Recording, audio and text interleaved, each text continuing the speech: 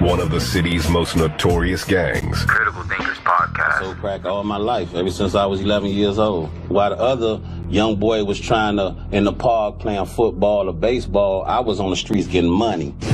They label us a gang for coming together for something positive, for a movement to help the people. I mean, I know where I stand. I know I'm not a part of no gang. We don't have no colors. A lot of my friends, they like to represent their Haitian flag that represent their country. I like to extend high honors to the ancestors. Those ancestors being the ancestors of the Nile Valley that were responsible for some of the greatest civilizations that the world have ever witnessed. Those civilizations were predicated on the principles of Ma'at, which we define as truth, order, and righteousness. Well, over here, critical thinkers, the truth don't need no support. God made Haitians or the Haiti made Zoe. I'd like to welcome y'all to another episode of Critical Thinkers. Y'all know our slogan over here, the truth don't need no support. Y'all know what the OG Kenny K say all day, every day. God made Haitians, but little Haiti made Zoes. And we standing on that. What's good, my brother Jump? You gotta say to the people before we start. How y'all doing social media? It's your main man, Junkie Jump, right back at y'all with another one. Little Haiti Soldier.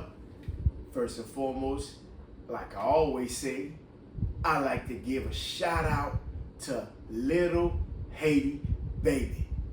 Without no Little Haiti, man, we would not exist, and I would never cease to say that because that is my motivation. That is what runs through my vein. Whenever I get behind this camera, Little Haiti spirit is within me.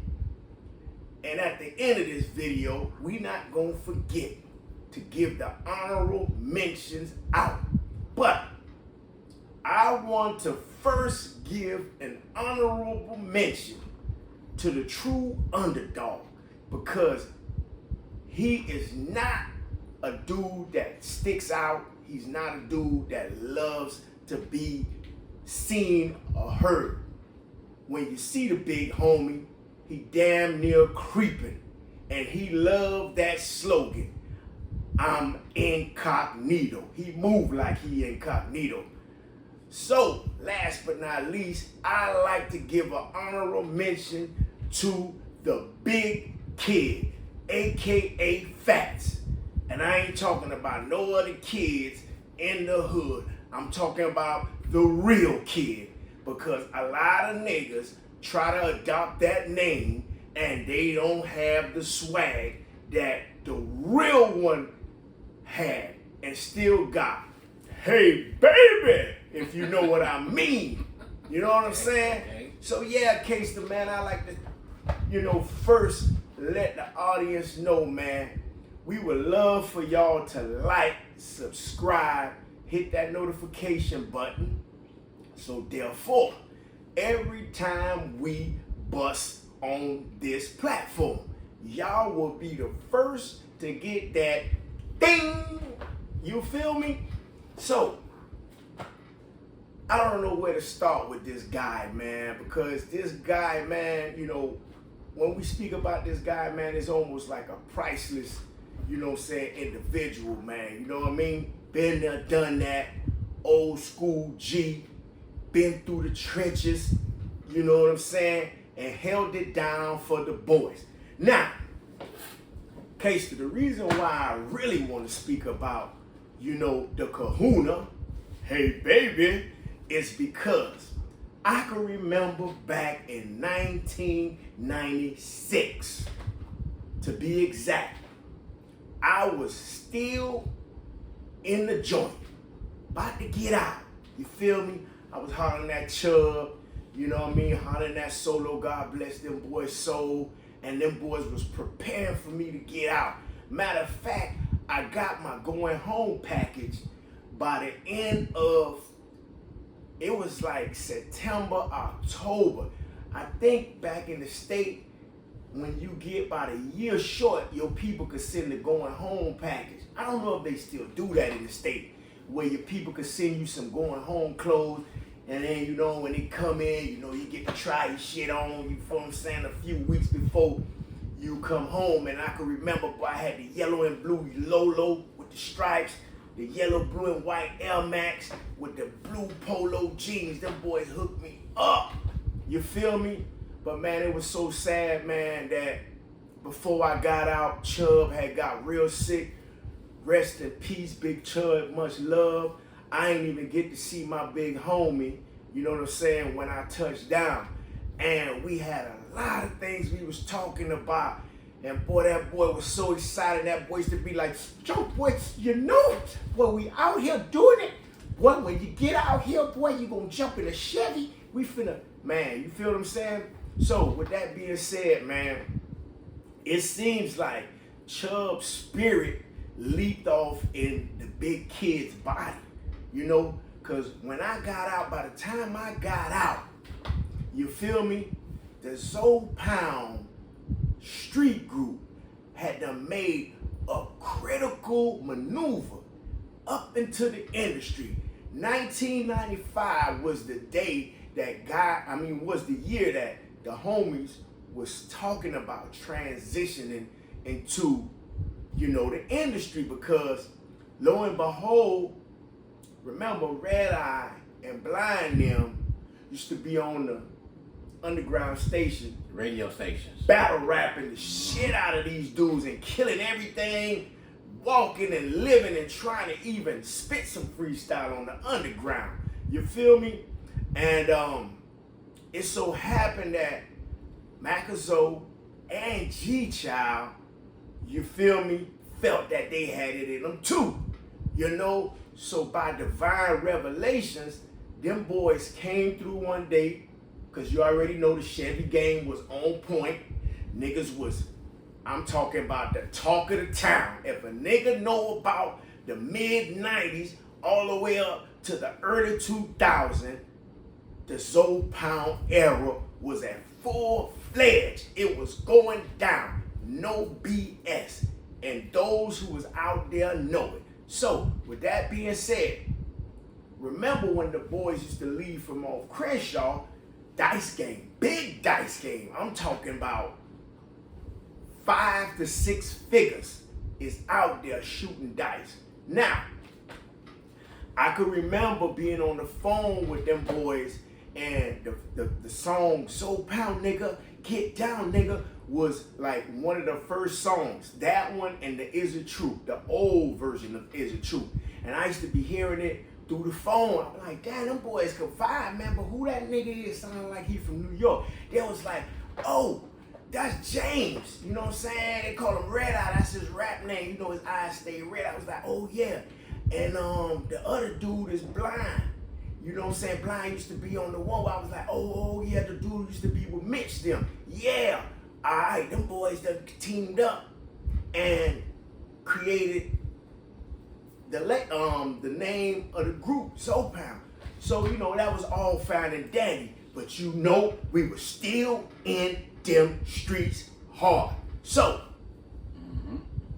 the night Miami died made all the thugs cry. Well, the night 5, 6, and 1st died is when it went down. So it went down on the block, and brothers had to vacate. So lo and behold, man, that was at the time when niggas just had launched the Zoe Pound movement. You know what I'm saying? Niggas was like kind of, you know, business minded, and niggas wanted to attack the music industry, right? Influenced by your main man, Master P, and later on the Cash Money Brothers. That's when the independent labels really start going hard, right? So, at the same token, y'all already know what it is. ZP, the originals, was real street niggas. So, even though a nigga was transitioning, it still was like 1 foot in, 1 foot out. And we was missing a very important part. Yes. Okay. Yes, exactly. So, with that being said, while the nigga still in the grind, trying to provide, you know what I'm saying, for that gold mine we seen up ahead, which was $1 billion industry, right now hip hop is still a billion-dollar, multi-billion-dollar industry. So niggas was about bread. So niggas was trying to convert the work into that real money. You feel me? Shit went down. Niggas had to vacate and go to ATL. Hold on, John. Slow down, because we gotta fill the people in on a very important part of what was going down at the time. You feeling me? And I'm gonna just catch on wherever you leave off. Okay, so boom, like you said, them boys got together. They formed this rap group called Zoe Pound. Right. Now remember, at that time we was young.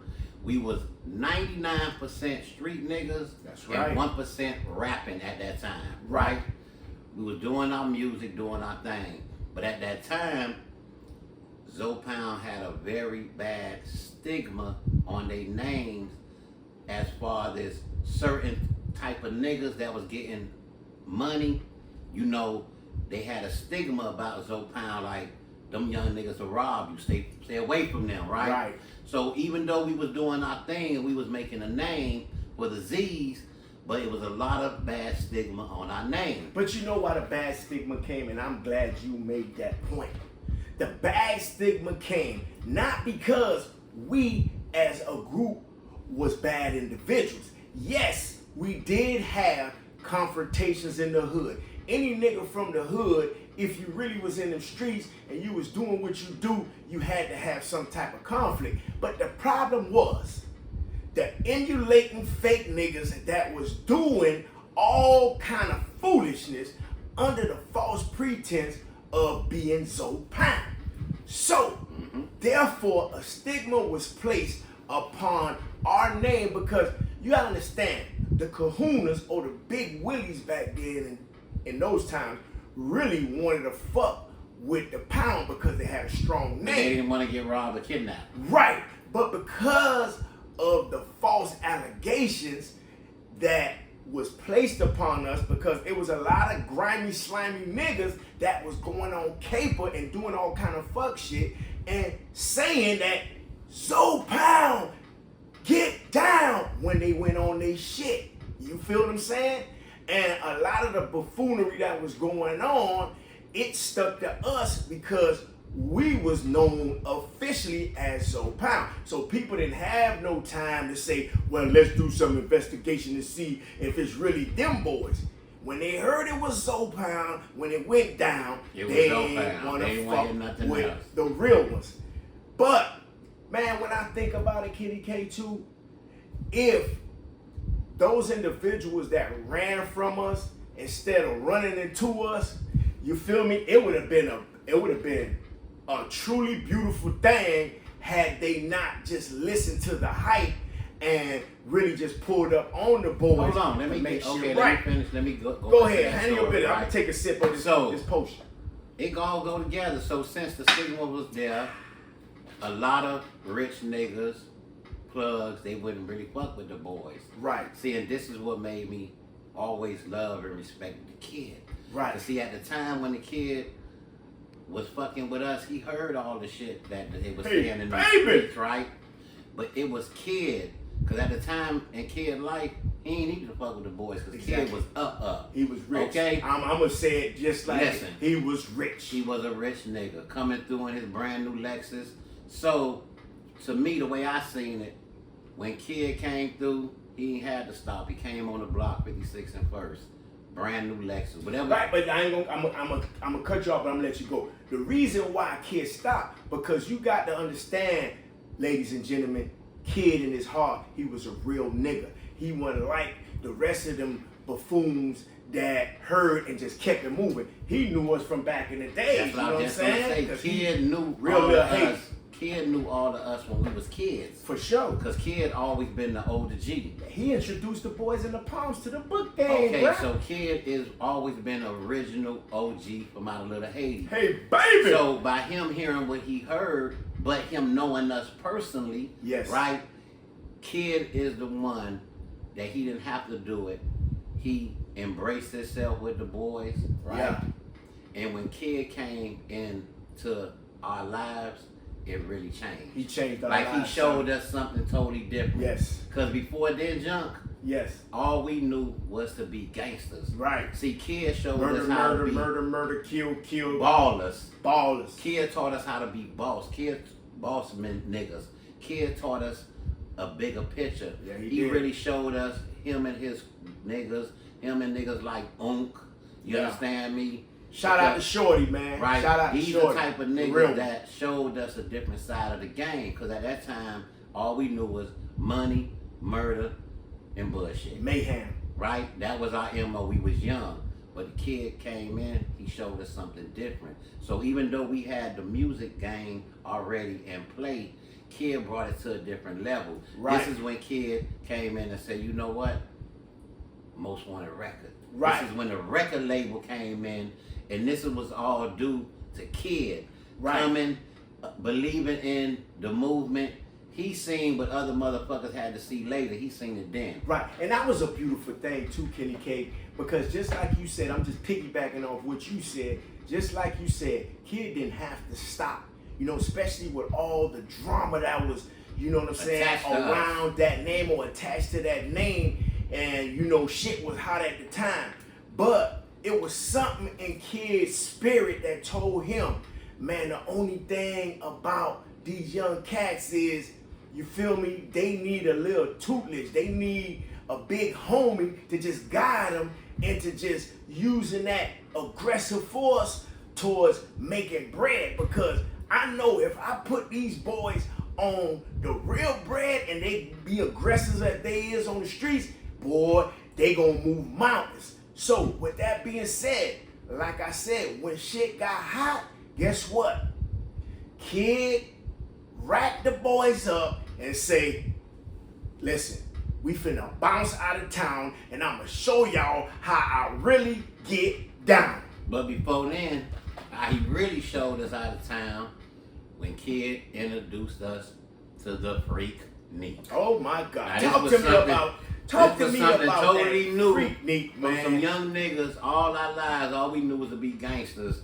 And we always heard about the Freak Neat. Yeah. It was a rite of passage, you know. Right. So we always heard about it, and Kid introduced us, took us to the Freak Neat, and that's when everything changed. Yeah. That's when my life changed. Hell yeah. I went from a gangster to a player, learning from Kid and his little crew. It showed a nigga how to spend that money. Yeah. You understand me? They showed a nigga how to come up off it. You Yeah. understand me? Because at the same time, you know, we was gangsters. Everything we did, you know, Right. we did cars, you know, it was our talk game. Right. But Kid and his crew showed a nigga, it ain't about talking, it's about cutting that check. For sure, You for understand sure. me? So all the millions of dollars that checks I done cut in my life, Yes. I blame Kid, Unk, and his crew, Happy and them boys. That's right. Showed a nigga how to fuck that money off. Yeah. And we did our thing in Atlanta. That was the best time of my life. And we was coming out the hotel one day, out there talking shit, and Kid just walked up and said, twist his finger up like in a W, and said Most Wanted Records. That's right. And that's how the label, the record label was born. Yeah, and it was Out so of Kid genius. head. It was so genius of him when he came out with the Most Wanted label, because at the same token, remember, when we was in Little Haiti going crazy and the nigga had to park them Chevys and put them in warehouses and all that, guess what? The Pound was Most Wanted. So it was a perfect demo to create a label, you know what I'm saying, in that manner. And at the same token, the reason why I really respect the Kahuna is because he understood it from an OG standpoint that, bruh, if y'all at war all the time, guess what? You can't make no bread, dog. You feel what I'm saying? So, nigga, understand y'all boys, you know what I'm saying, mindset. And a lot of times, the beef didn't start from us. You know what I'm saying? It's just the fact that a nigga gonna stand their ground. But every time a nigga stand their ground, it seems like the po-po get in the picture. For whatever reason that is, when a nigga bought the pain, the po-po get in the picture, so we had to bounce. So it did make sense for the big homie, with the talent he seen in that little group that was already formed. He had a vision. And a nigga respect the Kid, because like we said, he ain't see none of that BS about what might happen to him. He took a chance and rolled them dices because he saw the potential. And man, when I got at that joint, Kenny K, early 1997, March to be exact, because I can remember vividly, clearly, when I got out, the boys had just went on the boat lick. You feel me? It had supposed to have been a whole bunch of dope. And shit went bad because it was a buzzard ass nigga involved with that. A nigga that was trying to be down, and y'all probably already know who that buster is, because the same buster that I be airing out on social media. And from what I understand... Hold on, John. That means you don't believe in the underworld. Yeah, you don't believe in the underworld.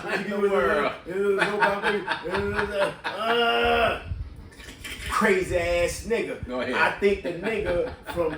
Me and the homie was talking about this too. It was from that point where the trickery by fraud had started, and a nigga was trying to get the boys pop so a nigga could go ahead and try to, cause nigga was already infatuated with the name then, with the boy, how nigga bonded, the love and respect we have for each other and what the world had for us. Nigga wanted to be a part of that and try to sink a nigga ship. That's why that whole lick went buzzard, for real, for real. And from that date, it was always speculations about keeping that buster ass nigga from around niggas, cause he ain't even from Little Haiti, he ain't even from the town. Got introduced to the boys through another nigga. You know what I'm saying? So, with that being said though, when I got out, you know, it was like ghost town. Kenny K shit was skates. All the boys locked up, nigga facing attempted, you know, robberies and kidnappings and all kind of shit. Piracy, yeah, from going on that boat. Niggas almost died on that motherfucking lick. Cause them crackers was so mad that they talking about they didn't even want to motherfucking drop the motherfucking lasso for them boys to get out the water. They was saying they should die in the water. But lo and behold, them boys had made it through. I had got out Kenny K, and the first person I met was another one of the homies that he no longer with us now, and he threw his flag in. So I ain't gonna even big that name up. You know what I'm saying? Because to me, man, as a real nigga and a nigga that's loyal to my clique, I never blame my homies for none of my downfalls. Man, I don't care what I go through with my homies. I would never put it on the whole clique, because that's kind of like doing it like how the crackers do it when you in the joint.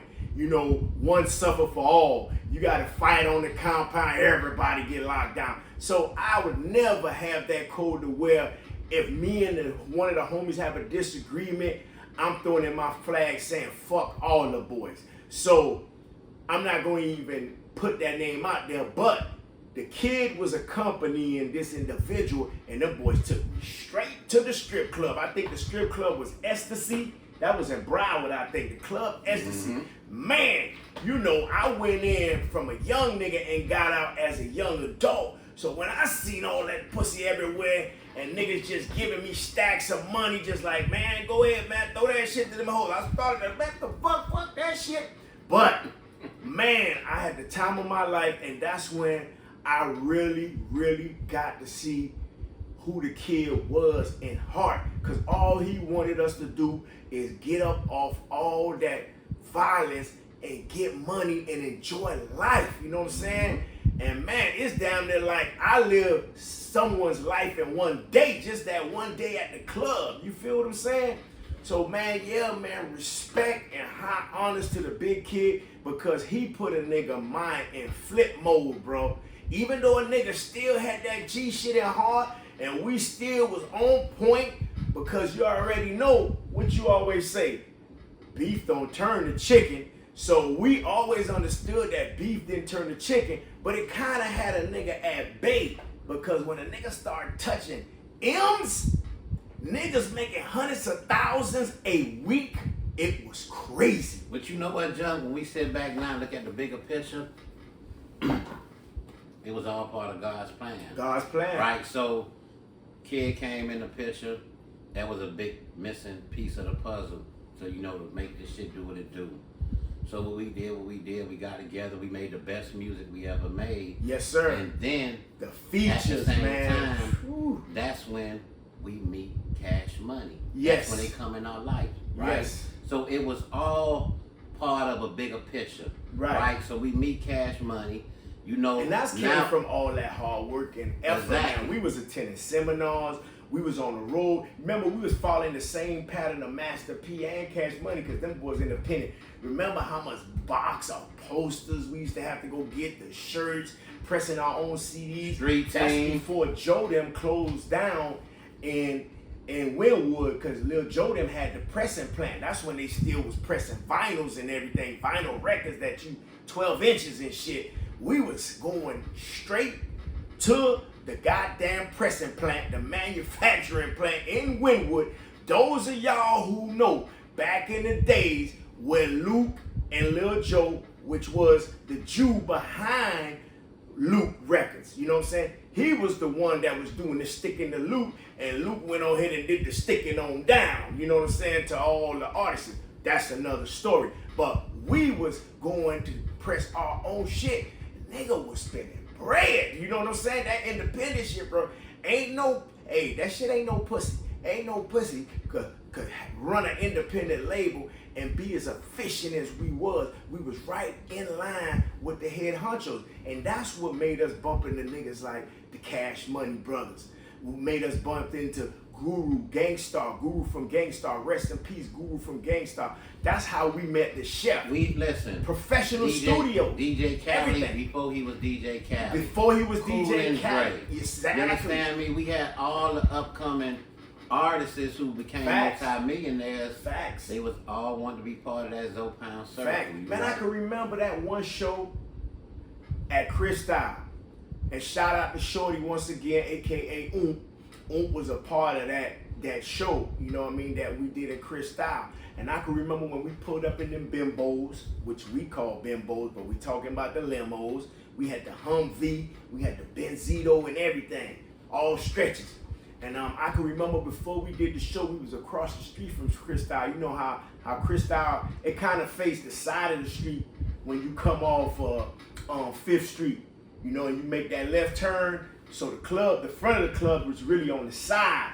And we used to chill across the street because you could park, niggas who ain't parking VIP used to park across the street. And that's where DJ Khaled then was. Because him and DJ Griot, shout out to DJ Griot, aka one of the Bunnin boys from way back in the days. One of the top DJs that don't get his honorable mention. But DJ Griot was one of the top DJs and still is one of my favorite DJs to the day. Because when that boy used to throw parties, man, at the DuPont Plaza in the Hyatt Regency downtown, he used to have the whiteys in that bitch. Everybody, I'm talking about clowning. So, with that being said, like I'm saying, man, DJ Khaled then was like, they had them predicted like we made it. It was like, man, when y'all boys get there, don't forget the little people. You know what I'm saying? I wonder what happened to the little people now since he surpassed us, being that we had that down spiral because we were still stuck in the streets.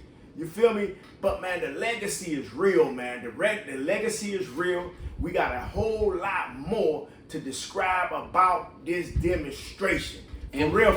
And there's a lot of other people that came later that was a part of, you know, the Most Wanted records, you know, and, you know, it wasn't just Kid, you know, there's a lot of people involved in the background, but Kid was the first one to step up. But all of them was Kid people. So if it wasn't for the Kid, you know what I'm saying, the kahuna get the hey baby. Because if it wasn't for the Kid, none of them had an outlet. The threshold wouldn't have been open. So yes, Kid had his team, you know what I'm saying? And there was a lot of contributions made by family members and part of the team. But right now, we gotta go to the root of it. Honorable mention. Big Baby, the honorable mention. Fats, aka the Big Kid. What else you got to say, Kenny K? Because you know, Junk, There's a lot of shit going on this internet, and something caught my eye the other day. The YNW Melly case. Yeah, what about one of his homeboys went in and just gave up, like really he ratted. He kept saying he didn't want to rat, but he ratted. Goodness. And I believe YMW Melly did what he did to his homeboy because his homeboy was a bully.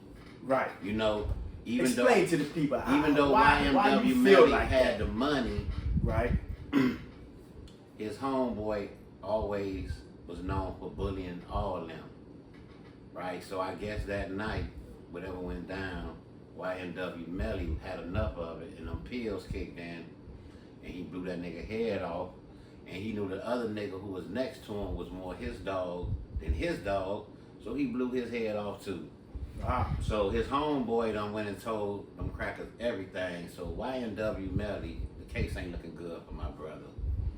And when a nigga go crazy and kill one of his motherfucking dogs, you understand me? Yeah, it's like he luck go buzzing. Yeah, your luck go buzzing. You understand me? Your luck gonna go buzzing, bro. We ain't into that. Yeah, cause one of my niggas go crazy and kill one of my niggas, and I got my iron on me. I'm gonna blow his motherfucking head off. He got to go. Cause we gonna he end like that a straight right dog. in and there. That's right. He like a straight dog. So I want to just touch on that. So all you young niggas, be careful what you do out here. Be careful who you call your homeboy. Yes, sir. Do all your dirt on your lonely by yourself. For sure. You understand me? So, John, what I wanted to ask you, did you hear Kodak Black? You know, he just dropped a new album. Yeah, you know, and we just gonna give our opinion on that because Kodak, the little homie, Kodak supposed to be. I just saw his little Kodak Day festivity, and they saying Kodak is the king of Florida, right? And being that he a Z, I'm give him that, John. I'm gonna give him that. I'm gonna give him that because of his P&R. You know what I'm saying? How he promoting, how he give back to the community, and everything that comes behind Kodak. Kodak. In all honesty, Kodak is really at this time right now is the most talented rapper out of Florida. I'm not saying he's the biggest, but when it comes to pure talent, rapping, he's been doing it since he was a kid. You got bigger artists or semi-artists. Plier still do his thing. Man, you know, I gotta give it to Rick Ross though, man. Rick Ross spit. John, when you I'm talk about, just saying. listen, okay. I'm just saying. I get where you coming I from. love Kodak. He a Z. But for real, I'm gonna look at it like this. You know what I'm saying? From a connoisseur perspective with this music stuff. You know what I mean? How many albums? Because I'm just gonna say I think Rose is the most lyrical, the most talented, because I don't think he missed on no albums. This album with Kodak Black, I think he done got too comfortable. I respect what he do as a G from the streets, so to say. He giving back. He give back a lot. His community follow him. They love him. I respect and love what he's doing. But when it comes to you being a representative of Florida, right? Or of any particular group, whatever you want to say, if I'm the top notch, I can't have no blemishes. And with a lot of stuff that Kodak displayed, especially with the drug habit, now it seems like to me like it's probably just the drug music that he gave us. This album ain't his best. You can tell that Kodak Black just like he just saying anything now, Kenny K. Now his voice is a distinguishable voice. Can't nobody mimic, copy that voice. So how he come off on the airwaves, he can mumble rap like a lot of these new artists do. And the bitch gonna love it. He can say, it's the Z shit, it's the Z shit. And he gonna sell because they love that Kodak voice. He signature that. And then when he do his little, you know what I'm saying? But for real, he got support because of how he really, not taking away from his talent, the man got talent. But I just think that he just rushed this album. He just freestyled it down there. He didn't give it that, all my niggas, monkey, we gorillas, them killers. He didn't give us that. You know what I'm saying? So I ain't gonna hate, cause that's the Lil Z, and I respect him. I'ma say he the king in a lot of different facets, but not lyrically in Florida. Okay, so 9 out of 10, what you give the album? Based on who Kodak is and I know what he can give, I'm giving it a 5. I'm just straight up. You know because what, I know what Kodak really could give. It's a 5. I'm gonna be in agreement with you. I give it a 5 too. It could have been a little better because Come it's on, kind man. of like everywhere. But like you say, he part of this Z shit, so we want all y'all to go out there and support Kodak Black. Support it though. Give him another And shot at it. You know what I'm saying? Because that's what we do over he been here. giving us gas. So we gonna give it another shot. We gonna say he's having the time of his life. He's balling.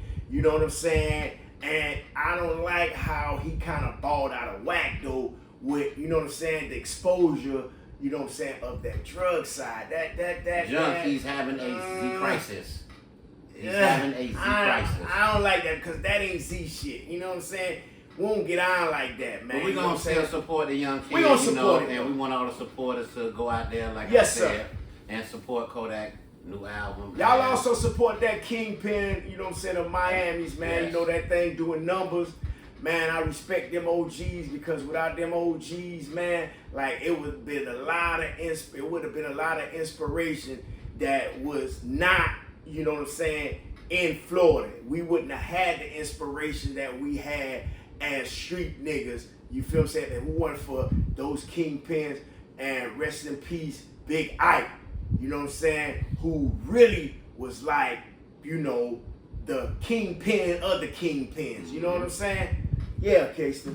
So look here, we like to thank everyone for liking and watching this video. Like and subscribe. Make sure y'all leave a comment because Junk will reply to it. Yes, I will. Appreciate everybody for support. And y'all know the OG Kenny K saying, God made Haitians and little Haiti made Zoes.